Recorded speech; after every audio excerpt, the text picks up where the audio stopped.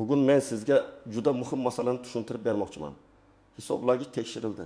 Nosozlik yoki plombaga shubha aniqlandi. Keyin esa odamning bo'yniga 10 million, 11 million, hatto undan ham katta qarzdorlik yoki jarima yozildi. Bu gap faqat bir ikki kishiga tegishli emas.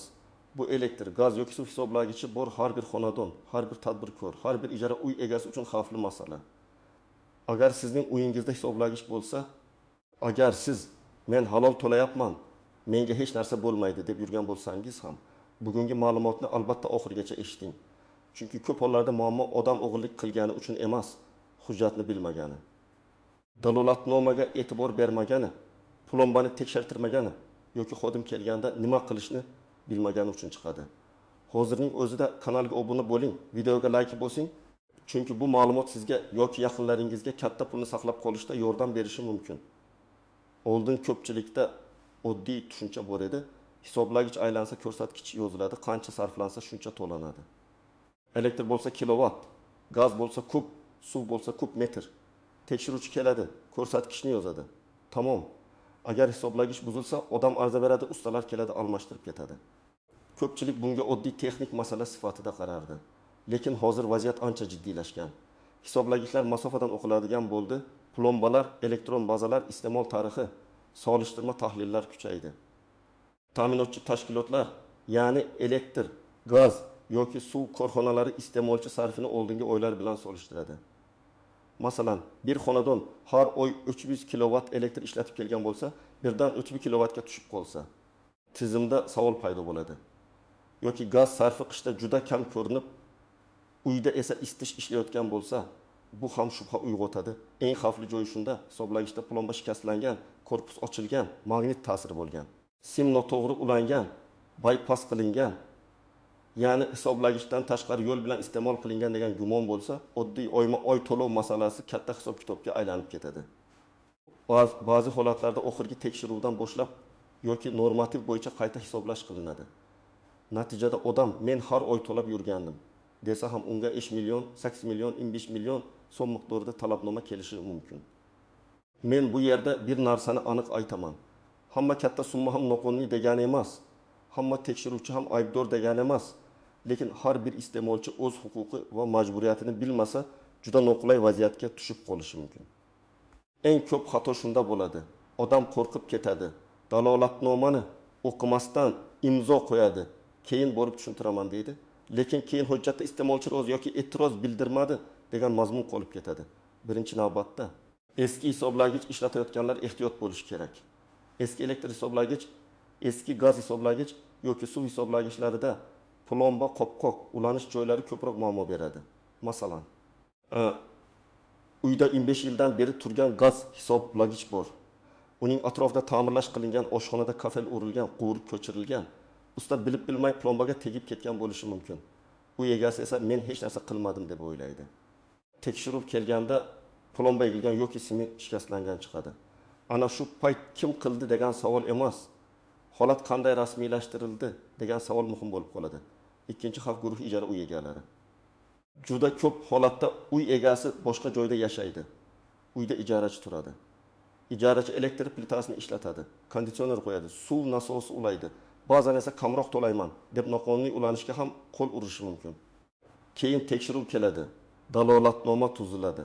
Qarzdorlik esa shartnoma kimning nomida bo'lsa, ko'pincha o'sha odamga chiqadi. Uy egasi men bu yerda yashamayman desa ham, ta'minotchi hisob shaxsiy raqami sizning nomingizda deydi. Shuning uchun ijaraga berilgan uyda hisoblagich ko'rsatkichini muntazam rasmga olish, ijara shartnomasida kommunal to'lovlar bo'yicha javobgarlikni yozish juda muhim. Uchinchi guruh xususiy uyda yashaydiganlar. Ko'p qavatli uylarda hisoblagichlar ba'zan umumiy yo'lakda bo'ladi, ko'rinarli joyda turadi. Xususiy uylarda esa gaz, elektr, suv tarmoqlari hovli ichidan, devor yonidan, tom ostidan o'tishi mumkin. Masalan, odam yozda hovlisida payvandlash ishlari qiladi. Qo'shimcha rozetga chiqaradi. Ustaga shu yerdan ulab ber deydi. Usta esa hisoblagichdan oldingi liniyaga tegsa, bu juda katta muammo. Chunki hisoblagichdan oldingi tarmoqqa ruxsatsiz ulanish iste'molini yashirish sifatida baholanishi mumkin. Bunda men bilmadim degan gap ko'p hollarda odamni moliyaviy javobgarlikdan qutqarmaydi. 4-guruh kichik biznes egalari. Do'kon, novvoyxona, sartaroshxona, Muzlatkichli savdo nuqtalari, oshxona servislar, biznesda sarf ko'p bo'ladi. Masalan, kichik do'konda yetta muzlatkich, konditsioner, yoritish, kassa, kamera ishlaydi. Bir oyda 1500 kilovat sarf bo'lishi tabiiy. Agar hisoblagich nosozligi aniqlansa yoki ulanish sxemasi to'g'ri deb topilsa, qayta hisoblash ham oddiy xonadonga qaraganda kattaroq chiqadi. 1 million so'm aynan shunday joylarda tez paydo bo'ladi. Chunki normativ yoki quvvat bo'yicha hisoblaganda kuniga katta sarf yozilishi mumkin. Endi kimga xavf nisbatan kamroq? Agar hisoblagichingiz yaqinda rasmiy o'rnatilgan bo'lsa, plombalari butun bo'lsa, shaxsiy kabinetingizda ko'rsatkichlar to'g'ri chiqayotgan bo'lsa, to'lov kvitantsiyalaringiz saqlangan bo'lsa, hisoblagich yonida hech qanday o'zboshimcha ulanish bo'lmasa, xavf ancha kamayadi. Lekin bu ham umuman muammo bo'lmaydi degani emas. Chunki texnika buzilishi mumkin, bazada xato bo'lishi mumkin, ko'rsatkich noto'g'ri kiritilishi mumkin. Shuning uchun men har doim aytaman, eng yaxshi himoya bu to'g'ri hujjat, rasm, video va o'z vaqtida ariza. Keling, oddiy hayotiy misollar bilan tushuntiraman. Birinchi misol, xonadonda elektr hisoblagich bor. Oila har oy o'rtacha 2000 kilovat ishlatadi. To'lovlar vaqtida qilingan. Bir kuni tekshiruv kelib, plombaning simi uzilganini aytdi. Uy egasi hayron, chunki hisoblagich zinapoyadagi shkafda turadi, unga qo'shnilar ham yaqin yuradi. Agar shu paytda dalolatnomaga plomba uzilgan, iste'molchi e'tiroz bildirmadi deb yozilsa, keyin qayta hisoblash chiqishi mumkin. To'g'ri yo'l nima edi? Uy egasi darhol dalolatnomaga plomba shikastlanganini tan olmayman. Hisoblagich umumiy joyda joylashgan. Ekspertiza talab qilaman. Foto, video ilova qilinsin deb yozishi kerak edi. Imzo qo'yishdan oldin izoh yozish juda muhim. Ikkinchi misol, gaz hisoblagich uy ichida turadi. Ta'mir vaqtida usta quvurni bo'yagan, plomba ustiga bo'yoq tegib ketgan. Keyin tekshiruvda plomba raqami o'qilmayapti yoki shikastlangan deyishdi. Bu yerda ham odam bo'yoq tekkan xolos deb og'zaki tushuntirsa yetmaydi. Rasmiy ariza, dalolatnoma, plomba raqamini solishtirish, zarur bo'lsa metrologik tekshiruv talab qilinadi. Aks holda bo'yoq tekkan oddiy holat ham plombaga aralashilgan degan xulosaga olib kelishi mumkin. Uchinchi misol, tadbirkor do'kon ochgan, lekin elektr quvvati yetmayapti. Usta vaqtincha qo'shimcha kabel ulab beradi. Keyin rasmiylashtiramiz deyishadi. 1 oy, 2 oy o'tadi, tekshiruv keladi. Kabel hisoblagichdan oldin ulangan bo'lsa, do'kon egasiga katta summa hisoblanadi. Bu yerda ustam ulagan degan vajob zaif bo'ladi, chunki obyektda manfaatdor shaxs tadbirkorning o'zi. Shuning uchun biznesda har qanday quvvat oshirish, faza ulash, hisoblagich ko'chirish faqat yozma ariza va rasmiy ruxsat bilan qilinishi kerak. Eng birinchi nozik jihat jarima va qayta hisoblash bir xil narsa emas. Odamlar ko'pincha hammasini jarima deb ataydi. Aslida ba'zi holatda ma'muriy jarima bo'lishi mumkin. Ba'zi holatda yetkazilgan zarar yoki hisoblanmagan iste'mol uchun qayta hisob-kitob bo'ladi. Masalan, sizga 15 million so'm chiqdi degani bu har doim sud jarimasi degani emas. Bu ta'minotchi tashkilot hisoblagichsiz yoki hisobga olinmagan iste'mol bo'yicha hisoblagan summa bo'lishi mumkin, lekin nomi qanday bo'lishidan qat'i nazar cho'ntagingizdan pul chiqadi. Shuning uchun mohiyatini bilish kerak. Ikkinchi nozik jihat, dalolatnoma eng asosiy hujjat. Tekshiruvchi kelganda tuziladigan aktda nima yozilgan bo'lsa, keyingi jarayon ko'pincha shunga tayanadi. Men ko'p odamlarning xatosini ko'rganman. Aka, imzo qo'ying. Bu faqat kelganimizni bildiradi deyshadi. Odam o'qimay imzo qo'yadi. Keyin qarasa u yerda hisoblagichga tashqi ta'sir ko'rsatilgan, plomba buzilgan, iste'molchi holat bilan tanishdi degan jumlalar bor. Siz imzo qo'yishingiz mumkin, lekin izohsiz qo'ymang. Agar rozi bo'lmasangiz, rozi emasman deb yozing. Agar akt nusxasini bermasa, dalolatnoma nusxasi berilmadi deb video orqali qayd qiling va tashkilotga yozma murojaat qiling. Uchinchi nozik jihat, tekshiruvchi kimligini aniqlash. Siz eshikni ochganingizda har qanday odamni hisoblagichga yaqinlashtirishingiz shart emas. Xodim xizmat guvohnomasini ko'rsatishi, qaysi tashkilotdan kelganini aytishi. Tekshiruv sababi va tartibini tushuntirish kerak. Albatta men tekshiruvchini kiritmang demayapman. Aksincha qonuniy tekshiruvga qarshilik qilish ham muammo tug'diradi. Lekin jarayon shaffof bo'lishi kerak. Guvohnomani ko'ring, ismini yozib oling, kelgan vaqtini qayd qiling. Iloji bo'lsa, telefoningizda video yoki hech bo'lmasa foto qilib boring. Bu janjal uchun emas, o'zingizni himoya qilish uchun. 4-nozik jihat, hisoblagich nosoz bo'lsa, vaqtni cho'zmang. Ba'zi odamlar hisoblagich sekin aylanyapti yoki umuman ishlamayapti deb sezadi. Keyin mayli, kam chiqyapti-ku deb yuradi. Bu juda xavfli. Chunki keyin tekshiruv kelganda nosozlikni bilgan lekin xabar bermagan degan xulosa chiqishi mumkin. Agar hisoblagich to'xtab qolsa, ko'rsatkich o'zgarmasa, displey o'chsa, gaz hisoblagich g'alati ovoz chiqarsa, suv hisoblagich namlanib qolsa, darhol ta'minlovchi tashkilotga ariza bering. Ariza raqamini oling. Telefon orqali aytish yetmaydi. Yozma yoki elektron murojaat izini qoldiring. 5-nozik jihat metrologik tekshiruv muddati. Har bir hisoblagichning tekshiruvdan o'tish muddati bo'ladi. Gaz, suv, elektr hisoblagichlari belgilangan davrda qiyoslovdan o'tish kerak. Agar muddat o'tib ketgan bo'lsa, bu ham bahsga sabab bo'ladi. Ko'pincha odam bu mening ishim emas, tashkilot kelib tekshirish kerak deydi. Ayrim holatlarda rostdan ham tashkilotning majburiyati bo'lishi mumkin, lekin iste'molchi ham o'z hisoblagichining holatini kuzatishi zarur. Eng to'g'risi, shaxsiy kabinetingizdan, kvitansiyadan yoki xizmat ko'rsatish tashkilotidan hisoblagichingizning qiyoslov muddatini aniqlab qo'ying. 6-nozik jihat qo'shnilar va umumiy joylar. Ko'p qavatli uylarda hisoblagichlar umumiy shkafda bo'ladi. Ba'zida shkaf qulfsiz, ba'zida elektrchilar, internet ustalari, qo'shnilar kirib chiqadi. Agar sizning hisoblagichingiz umumiy joyda bo'lsa, har oy bir marta rasmga olib qo'ying. Plomba raqami ko'rsatkich umumiy ko'rinish kadrida bo'lsin. Bu yutum soniya vaqt oladi, lekin kelajakda katta dalil bo'ladi. Agar shkaf ochiq, xavfli yoki plombalarga begona shaxslar tegishi mumkin bo'lsa, boshqaruv kompaniyasi, shirkat yoki ta'minlovchi tashkilotga yozma murojaat qiling. 7-nozik jihat men to'lov qilganman degani har doim himoya qilmaydi. To'lov qilingan bo'lsa, bu yaxshi.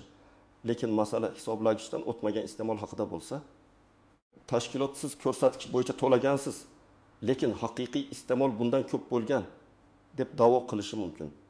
Shuning uchun faqat kvitansiya emas, hisoblagichning butunligi, ulanish sxemasi va arizalar ham muhim. Endi eng muhim qismga o'tamiz.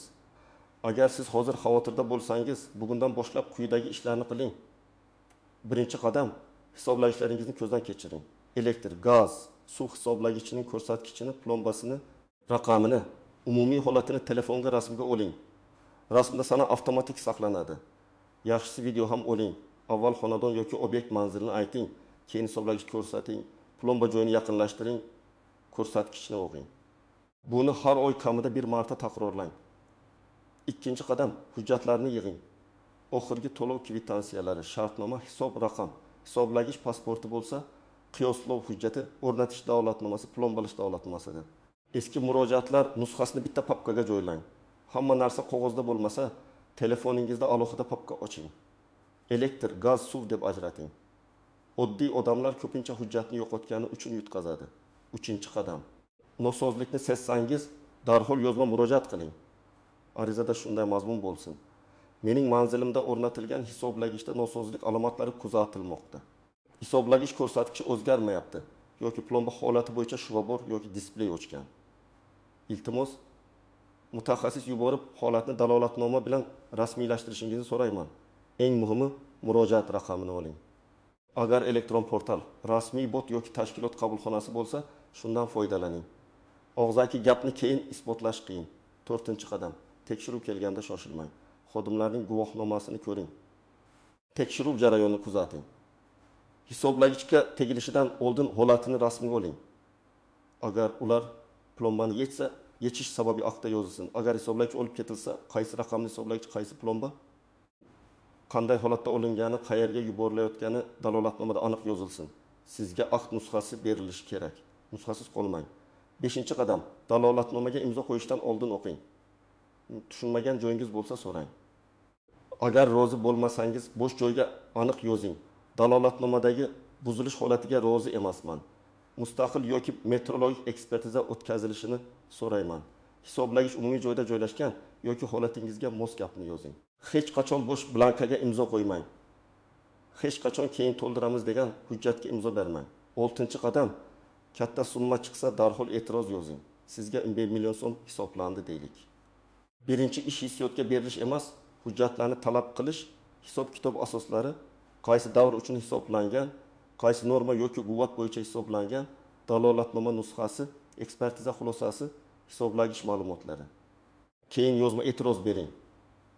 E'tirozda hisoblangan summaga rozi emasman, hisob-kitobni qayta ko'rib chiqishni, dalillarni taqdim etishni, Zarur bo'lsa komissiya ishtirokida o'rganishni so'rayman deb yozing. Agar kerak bo'lsa, iste'molchilar huquqlarini himoya qilish organlariga, hududiy boshqarmalarga yoki sudga murojaat qilish mumkin. 7-qadam. Ijaraga berilgan uylar bo'yicha alohida tartib qiling. Ijarachi kirayotgan kuni barcha hisoblagichlarni video qiling. Ko'rsatkichni shartnomaga yozing. Plomba holatini qayd qiling. Har oy to'lovni tekshiring. Kommunal xizmatlar bo'yicha kim javobgar ekanini shartnomada aniq yozing. Aks holda ijarachi ketib qoladi. Hisob esa sizga qoladi. 8-qadam. Ustalarga ehtiyot bo'ling. Elektrchi, gazchi, santexnik chaqirganingizda ularga hisoblagichdan oldingi tarmoqqa tegmang, plombaga tegmang, rasmiy ruxsatsiz ko'chirmang deb aniq ayting. Agar hisoblagich joyini o'zgartirish kerak bo'lsa, avval ta'minotchi tashkilotga ariza beriladi, keyin rasmiy yechish, ko'chirish, qayta plombalash qilinadi. Usta biladi degan ishonch ba'zan 15 millionga tushadi. 9-qadam. Bolalar va oila a'zolariga ham tushuntiring. Ba'zan hisoblagich potvalda yoki hovlida bo'ladi. Bola o'ynab plombaga tegadi. Kimdir narsani ilib qo'yadi. Ta'mir paytida ishchi simga shikast yetkazadi. Uyda hamma bilishi kerak. Hisoblagich, plomba, g'ur, kabel oddiy buyum emas, bu huquqiy javobgarlik keltirib chiqaradigan joy. Bugungi mavzuning eng katta xulosasi shuki, hisoblagich masalasi faqat texnika emas. Bu hujjat, javobgarlik va pul masalasi. 25 million so'mlik talabnoma bir kunda paydo bo'lishi mumkin, lekin uning ildizi ko'pincha oylar davomida e'tiborsiz qolgan kichik xatolarda bo'ladi.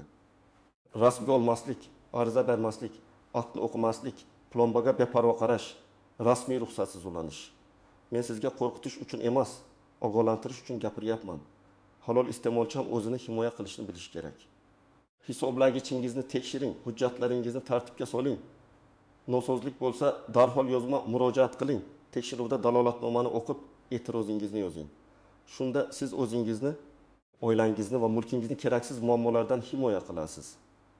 Agar sizda ham hisoblagich bo'yicha tekshiruv, katta qarzdorlik, plomba yoki jarima bilan bog'liq holat bo'lgan bo'lsa, izohlarda yozing. Boshqalarga ham foydasi tegadi. Videoga like bosing, kanalga obuna bo'ling va yaqinlaringizga yuboring. Chunki bugungi ma'lumotni bilmagan odam ertaga juda katta pul yo'qotishi mumkin.